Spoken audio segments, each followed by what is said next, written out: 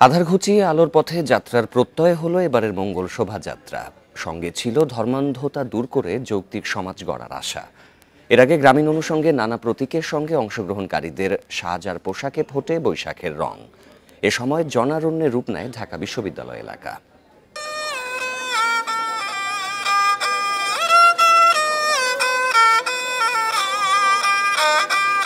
সব অশুভ শক্তিকে পরাজিত করে সামনে এগিয়ে যাবে বাঙালি।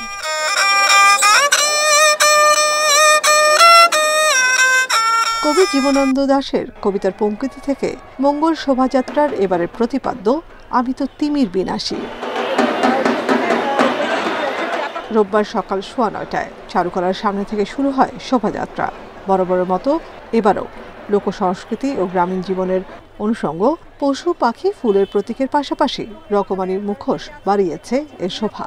বাঙালিত্বই আমাদের ধর্ম, এটা আমার ব্যক্তিগত অভিমত। সামনের ভবিষ্যতে যে বছরটা আসছে সেই বছরে যেন সব সুন্দর, সব মঙ্গল, সব ভালো নিয়ে আমরা যেন এগিয়ে যেতে পারি। সাম্প্রদায়িক যে আমাদের ধারণা সেটাকে ছাপিয়ে যাতে আমরা সবার মঙ্গলার্থে যে আমাদের যে যাত্রা সেটাই হচ্ছে মঙ্গল শোভাযাত্রা। অসাম্প্রদায়িকের চেতনাটা জাগ্রত হচ্ছে, কারণ বলবো এখানে কোনো হিন্দু নাই, কোনো মুসলমান নাই, কোনো বৌদ্ধ নাই, সবাই একরকম, সবাই আমরা বাঙালি।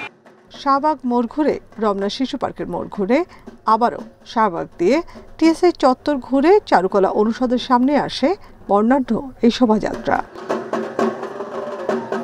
পরে ঢাকা বিশ্ববিদ্যালয়ের উপাচার্য জানান, আধার ঘুচিয়ে আলোর পথের যাত্রাই এবারের শোভাযাত্রার মূল আহ্বান।